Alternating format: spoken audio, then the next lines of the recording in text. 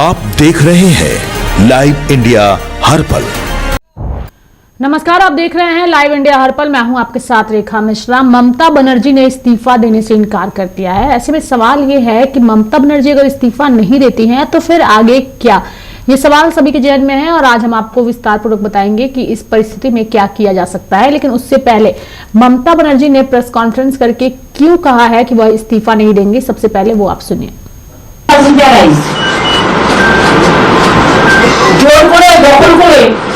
যদি কেউ মনে করে যে আমি কি রেজিগনেশন দিতে হবে, no, not that. Now also I want to say that we didn't lose the election. It is their forceful attempt to defeat us. Officially they may, through election commission, can defeat us, but morally I am telling you that we won the election.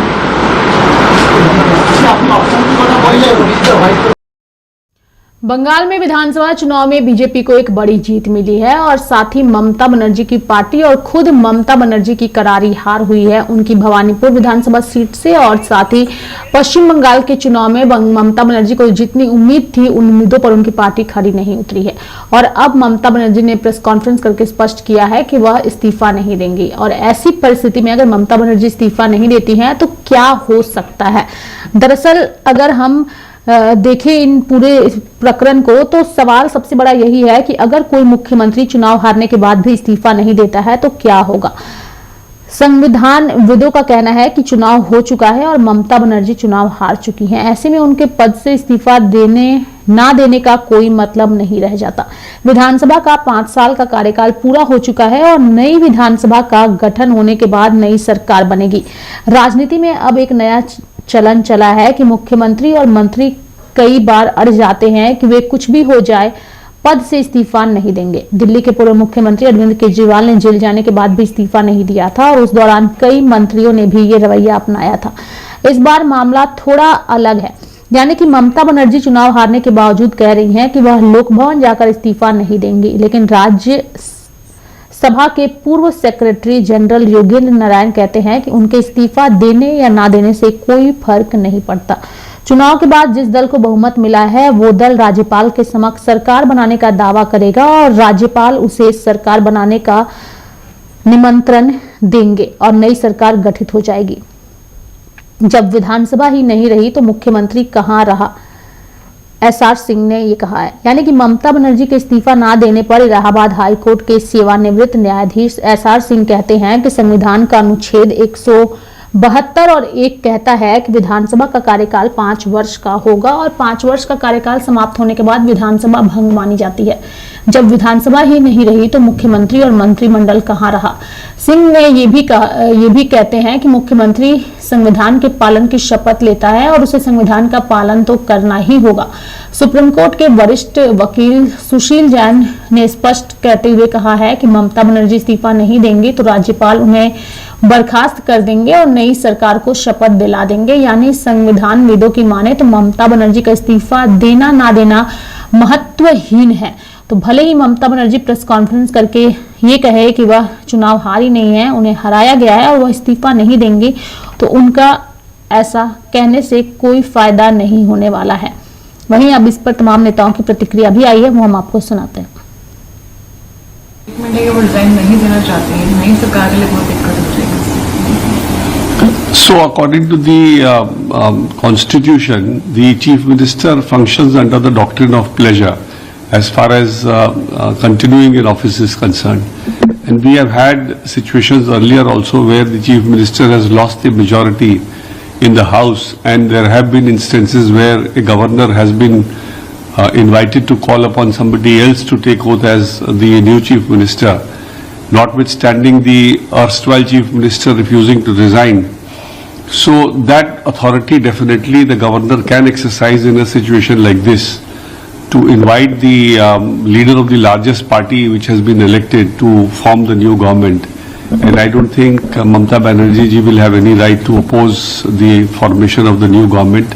It's more of a, I would say, posturing or a public statement meant to evoke, sympathy rather than a constitutional step because although the governor cannot exercise this doctrine of pleasure in normal circumstances when the chief minister is continuing to have the majority in the assembly, but in a situation like this, which is definitely extraordinary, if the chief minister says, I will refuse to resign, she can be easily asked to step down and a new person be administered oath, and the new person will be easily, new party and new person will be in a position to take charge on the basis of the oath administered by the governor.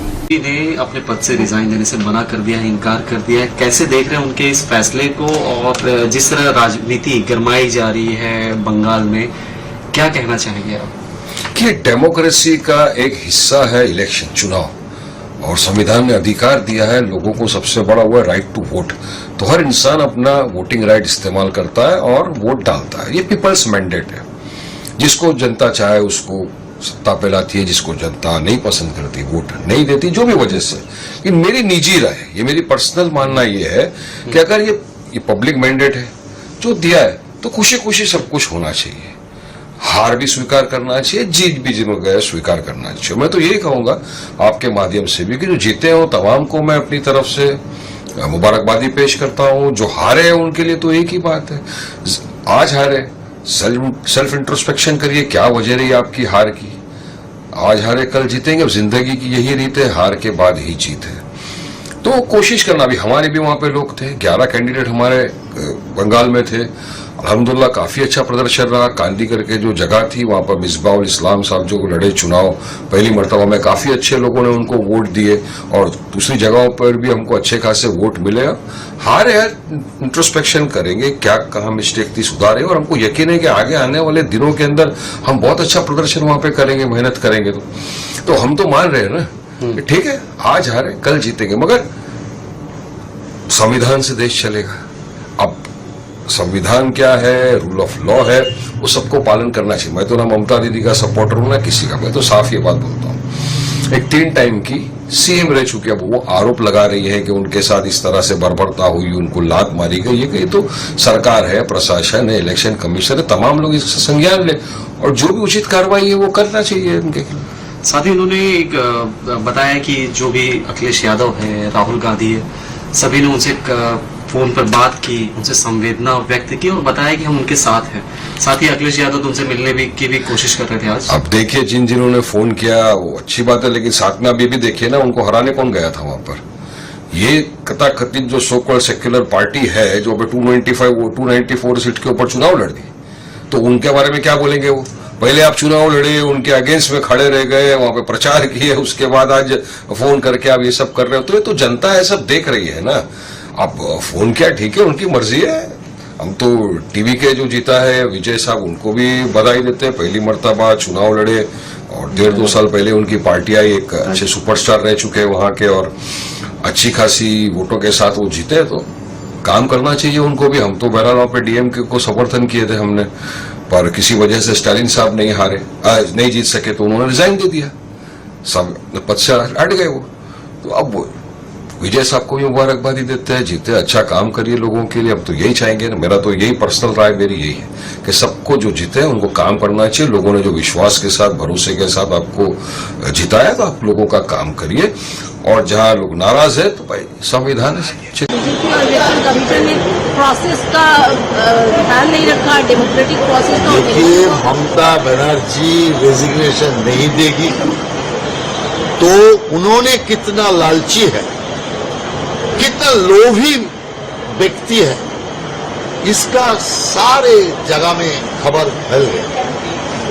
कारण ये जनतंत्र को अपमान है, बंगाल का जनता का जो राय है उसके लिए अपमान है।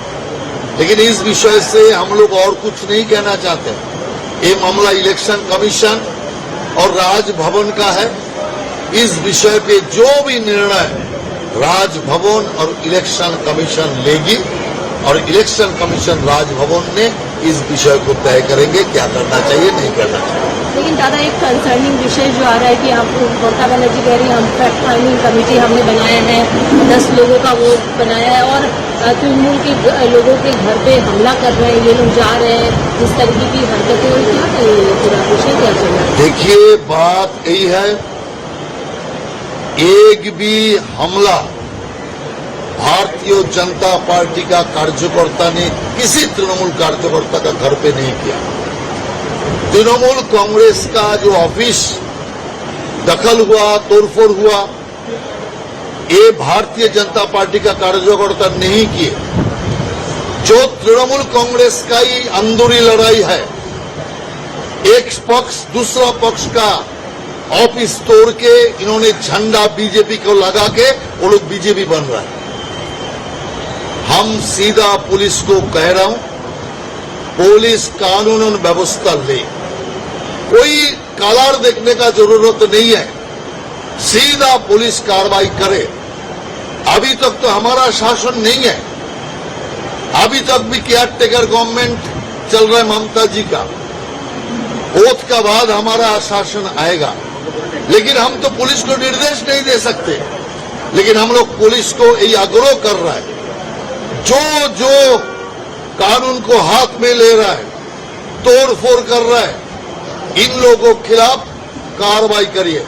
हमने पार्टी का कार्यकर्ता को निर्देश दिया, हम लोगों ने, जो लोग ये तोड़फोड़ कर रहा है उसका वीडियो बनाओ, और वीडियो बना के दो हम लोग को। वीडियो बन जाएगा, एक एक को चुन के उसके खिलाफ कानून और कार्रवाई होगा। एक्चुअली 2011 में जब सीपीएम हटके तृणमूल कांग्रेस का सरकार आया था, सीपीएम का गुंडा लोग ऐसे ही सीपीएम का ऑफिस तोड़ के रातों रात तृणमूल बन गए थे। लेकिन तृणमूल उसको एक्सेप्ट किया, कारण तृणमूल को गुंडा चाहिए, तृणमूल को तोला उठाने के लिए तृणमूल को तोलाबाज चाहिए, इसलिए तृणमूल उसको एक्सेप्ट किया। लेकिन ये बीजेपी है, हमको गुंडा नहीं चाहिए, हमको तोलाबाजी नहीं चाहिए, हम गुंडा राज कायम नहीं करना चाहते हैं, हम जनता का राज कायम करना चाहते हैं। इसीलिए बंगाल का जनता हमको जो आशीर्वाद दिया उसका मान हमको रखना है। ये लोग जो तृणमूल का कार्यकर्ता जो आज नया बीजेपी बन रहा है, वो दिखा रहा है कि हमारा पास देखो हजारों आदमी है, लेकिन हम हजारों आदमी की जरूरत नहीं है। हम बंगाल का करोड़ों जनता का आशीर्वाद हमको मिला, इसीलिए करोड़ों जनता का आशीर्वाद का हम अपमान नहीं कर सकते। इसीलिए हजार गुंडा को लेके बंगाल का जनता को राय का हम अपमानित नहीं कर सकते, इसीलिए उस गुंडा राज हम कायम नहीं करेंगे। हम बंगाल में कानून का राज कायम करके छोड़ेंगे और पश्चिम बंगाल में शांति का वातावरण बनाएंगे। इसीलिए हमारा सारे कार्यकर्ताओं को हम लोगों ने निर्देश दे दिया कि किसी जगह पे किसी हमला में आप ना रहे, और जो हमला होगा उसका वीडियोग्राफी करिए, हमलाबाज को चिन्हित करिए और उसके खिलाफ कानून और कार्रवाई हम लोग जरूर करेंगे। 1 साल की मुख्यमंत्री कह रही है कि वो गद्दी नहीं छोड़ेगी, तो आप क्या बोलेंगे? भैया, दुनिया छोड़ना पड़ता है एक दिन, गद्दी तो 2 दिन का है।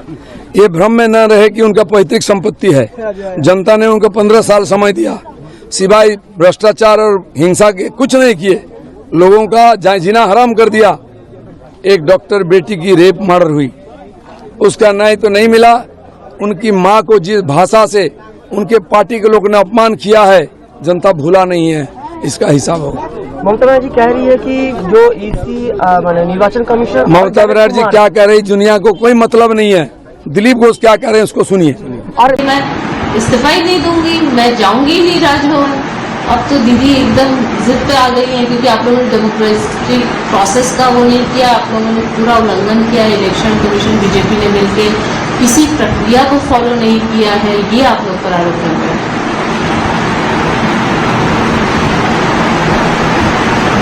एक संविधानिक व्यवस्था है, इसमें हम कुछ बोलना नहीं चाहते। संविधान में प्रावधान है और जो कुछ है संविधान में है, सर्वोच्च स्थान पर संविधान है, तो जो कुछ होगा संविधान की दायरे से ही एक सवाल दादा, मतलब इस समय भी छूट घटना हो रहे हैं।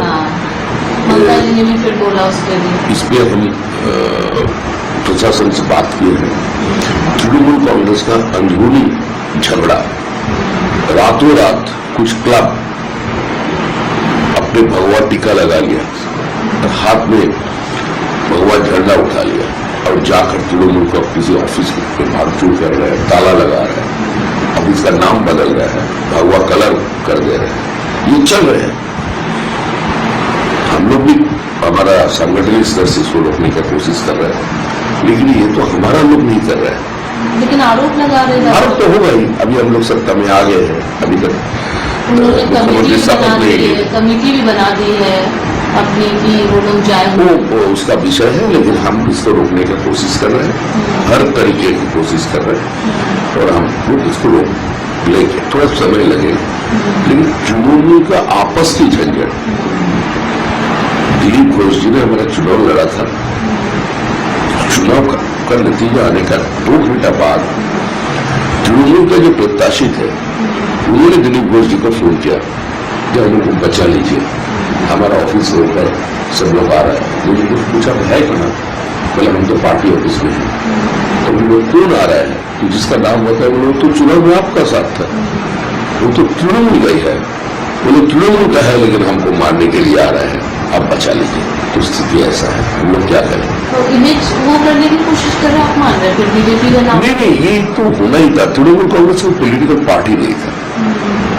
75-25 का हिसाब से जो रुपया बढ़ने का बात ओपनली करता है, तो उसका नतीजा ही होता है। मनोज तिवारी ममता बनर्जी की भी प्रेस कॉन्फ्रेंस थी, उन्होंने कहा है कि वो लोक भवन जाकर इस्तीफा नहीं देंगी क्योंकि नैतिक रूप से वो जीती है और चुनाव आयोग और केंद्र सरकार भाजपा के ऊपर काफी उन्होंने आरोप भी लगाए इन चुनावों में धांधली के वोट चोरी। देखिए, ममता बनर्जी में नैतिकता है ही नहीं।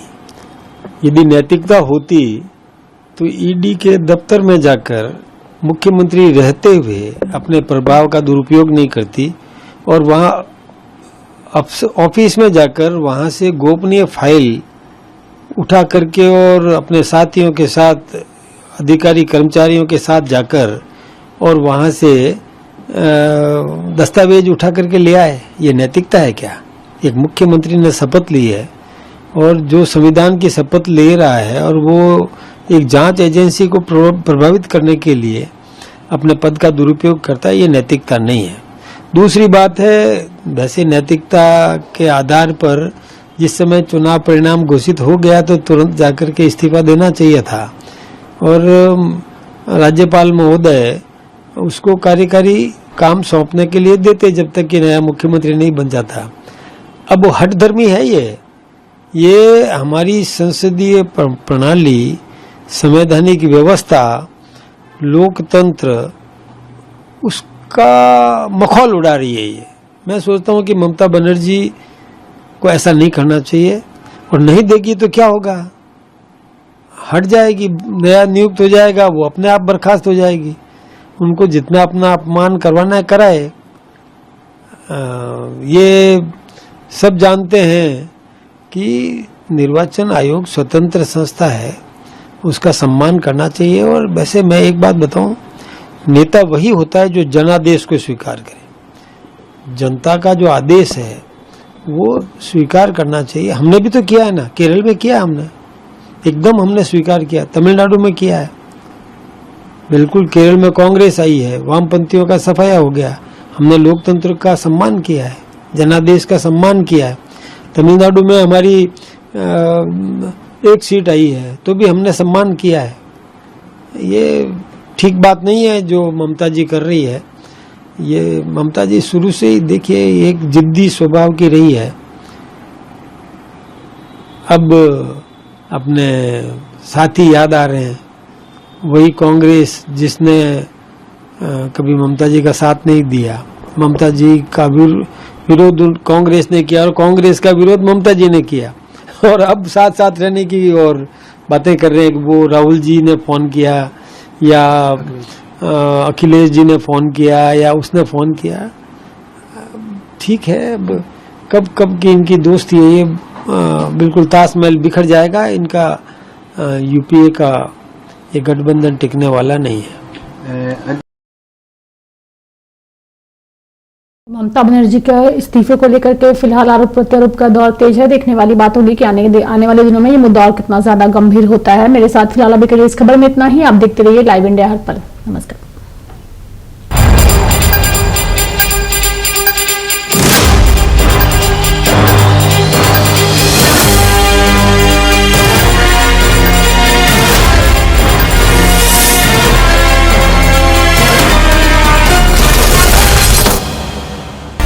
आप देख रहे हैं लाइव इंडिया हर पल।